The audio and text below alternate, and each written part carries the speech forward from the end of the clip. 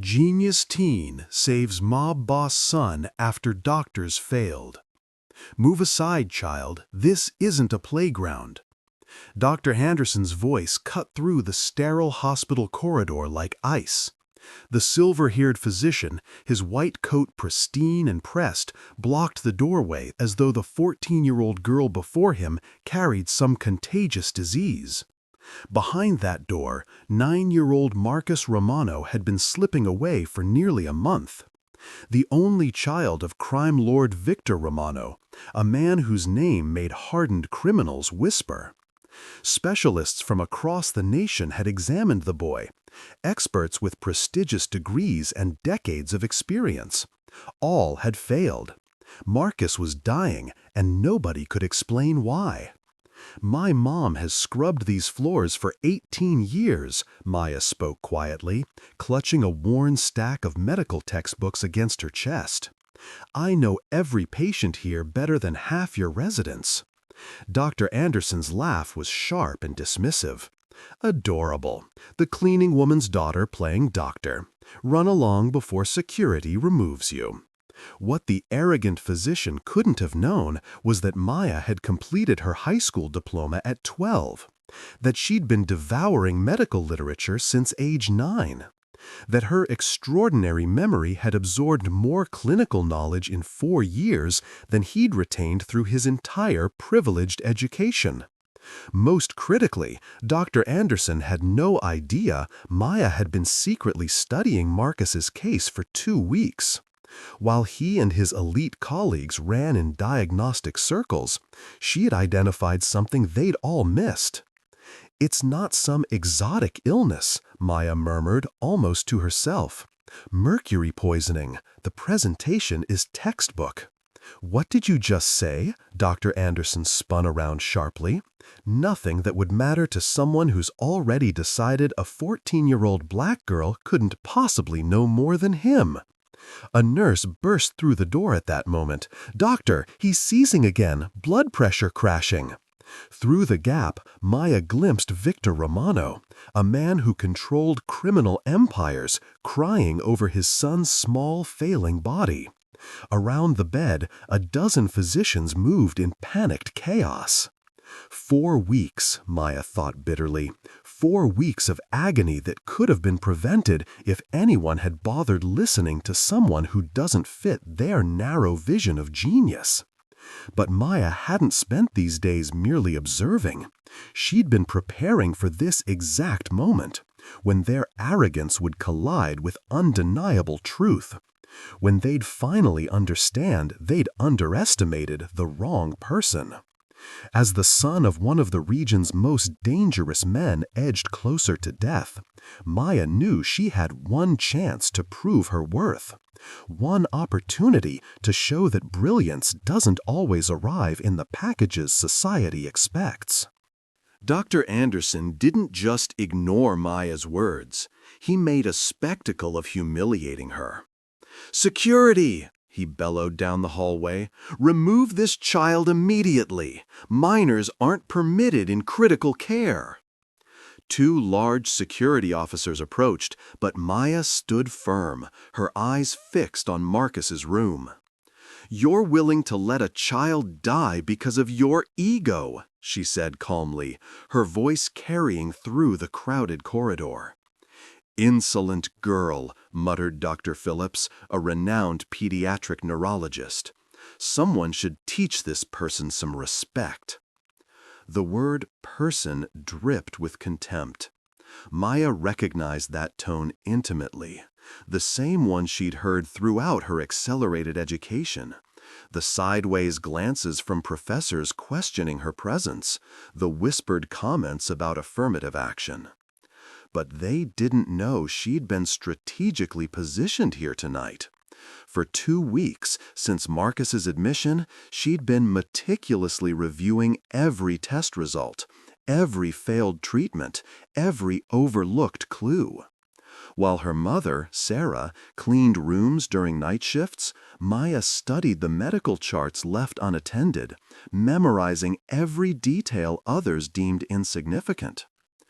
"Baby," Sarah had whispered one night, finding her daughter studying toxicology texts in the break room. "This is dangerous. If they discover you—" "Mom, a boy is dying because these doctors are too proud to consider anything outside their expensive textbooks," Maya had replied, her eyes blazing with determination Sarah had recognized since her daughter was small. Now, as security guards hesitated, after all, she was the daughter of a respected employee, Victor Romano stumbled from the room. The powerful crime boss looked decades older than his years, his eyes red and hollow. "You," he said hoarsely, "you mentioned poisoning." Dr. Anderson quickly interjected, "Mr. Romano, please ignore this troubled child seeking attention. Our specialists have conducted every possible examination." "Your specialists," Maya interrupted sharply, "tested for 300 rare conditions, spent $750,000 on experimental diagnostics, but didn't run a basic heavy metal screen, because poisoning seems too simple for families with money." The hallway fell silent. Victor Romano approached Maya, ignoring the doctors entirely. "Continue." "Hair loss in distinct patterns, seizures originating in extremities, severe stomach pain that lessens when fasting," Maya listed methodically, "and most obvious, the dark line along the gum line. Classic mercury poisoning, overlooked because you assumed wealth equals safety." Dr. Anderson laughed nervously. "Mr. Romano, mercury is found in industrial waste and contaminated fish. This is absurd." "That's precisely why it's brilliant," Maya countered. "Who suspects heavy metal toxicity in a wealthy household? Nearly impossible to detect without targeted testing. And you," she looked directly at Dr. Anderson, "were too busy protecting your reputation to actually look." Victor stared into the girl's eyes. He recognized something there. Not just intelligence, but controlled rage. The fury of someone perpetually underestimated. "Run the test," Victor told the doctors. "Mr. Romano, this wastes precious time," Dr. Anderson protested. "Do the test!" Victor's roar silenced the entire ward. As the doctors reluctantly headed toward the laboratory, Maya remained in the corridor, watching the chaos her simple observation had unleashed. Her heart pounded, not from fear, but anticipation, because she knew exactly what that test would reveal. And when it did, these arrogant physicians would have to swallow their pride along with the devastating reality that a troublesome child had accomplished in 20 minutes what they'd failed to do in 4 weeks. But saving Marcus would only be the beginning. Every insult, every condescending look, every attempt to silence her, Maya had cataloged it all in her photographic memory. She was about to transform every humiliation into a lesson this hospital would never forget. Sometimes the best revenge against arrogance isn't violence, it's truth, delivered precisely, publicly, at exactly the right moment before all the right witnesses. The test results arrived 43 minutes later. 43 minutes that forever altered that prestigious hospital's hierarchy. Dr. Anderson held the report with trembling hands, rereading the numbers repeatedly as if denial could change reality. Mercury levels 18 times normal. Acute mercury poisoning causing systemic organ failure. Silence engulfed the corridor. 12 medical specialists with degrees costing more than Maya's apartment stared at a black teenager who diagnosed in minutes what they'd missed for a month. "Impossible," Dr. Phillips muttered, snatching the paper. A child? This can't be accurate. Victor Romano said nothing. He simply walked to Maya and knelt, a gesture that made everyone freeze. The most feared man on the coast, on his knees before a 14-year-old. "You saved my son," he said, emotion thick in his voice. "How can I repay you?" Maya looked into the powerful man's eyes and saw not a criminal, but a desperate father. "Let me finish this," she replied calmly. "Mercury doesn't appear spontaneously. Someone is deliberately poisoning Marcus, and I'm going to find who." Dr. Anderson exploded. "Absolutely not. A minor cannot investigate anything here. This is medical and legal territory."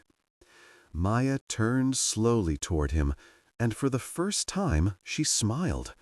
Not sweetly or shyly, but dangerously. The smile of someone about to destroy another's credibility completely. "Dr. Anderson, where did you train?"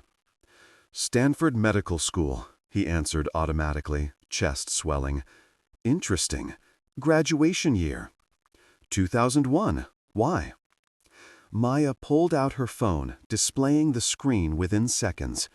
"Because Stanford's 2001 toxicology curriculum lists mercury as the second most common pediatric poisoning. Page 1, introductory chapter." Dr. Anderson's face cycled through shades of red and white. "And here," Maya continued, swiping, "in the April 2020 Journal of Emergency Pediatrics, an article you co-authored about diagnostic protocols. Page 134, paragraph 3. In progressive neurological symptoms without clear etiology, always consider heavy metal toxicity, particularly mercury." The silence became suffocating. "So explain, Dr. Anderson," Maya's voice cut like steel, "how a Stanford graduate who helped write protocols on exactly these cases didn't consider mercury in 4 weeks. Incompetence or negligence?" Before anyone could respond, Sarah appeared at the corridor's end, pushing a cleaning cart.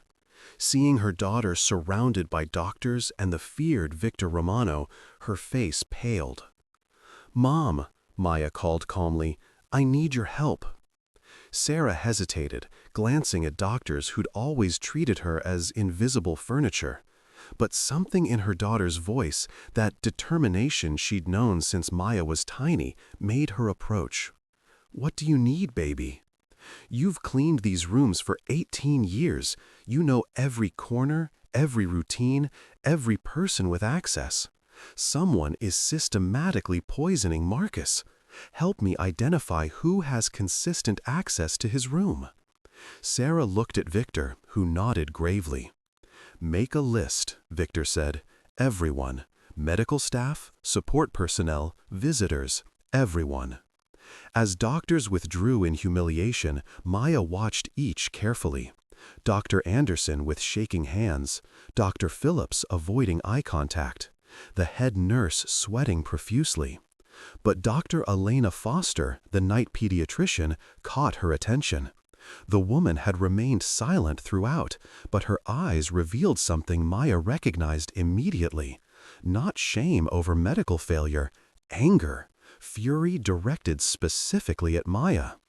"Mom," Maya whispered as they walked, "watch Dr. Foster closely over the next few days. Document everything she does, everywhere she goes, everyone she contacts." Why her specifically? Because while everyone else showed shame or confusion, she showed rage. Not at herself for failing, at me for succeeding. Sarah stopped walking. After 2 decades cleaning this hospital, she'd learned to read people well. Looking into her 14-year-old daughter's determined eyes, she realized Maya wasn't just trying to save one life. She was about to expose something far larger. "Maya," Sarah whispered, "what have you really discovered?" Maya smiled, a smile combining teenage innocence with frightening intelligence. Mom, Marcus isn't the first wealthy child who's nearly died here without clear diagnosis in the past 18 months. She paused at a window overlooking the parking lot where luxury vehicles lined up while their children fought for life upstairs. If I'm right, Dr. Foster isn't just trying to kill one child. She's running a serial operation targeting heirs of powerful families. And now that I know, she'll try to silence me before I expose everything. The realization struck Sarah like lightning. Her daughter hadn't just saved a life. She'd uncovered a conspiracy that could shake society's foundations. And now a killer knew a 14-year-old girl was hunting her. "What do we do?" Sarah asked, voice heavy with maternal concern. Maya glanced once more at the window, where Dr. Foster walked quickly toward a dark sedan, already talking intensely on her phone. "We give her exactly what she expects, a nosy teenager who's gotten in over her head. And when she completely underestimates us, convinced we're just kids playing detective." She turned to her mother, and Sarah saw in her daughter's eyes the same fierce determination that had driven her to teach herself medicine, graduate early, and diagnose what Stanford doctors couldn't. Then we show everyone that sometimes justice comes in forms the privileged choose to ignore, until it's too late to do anything but pay the price.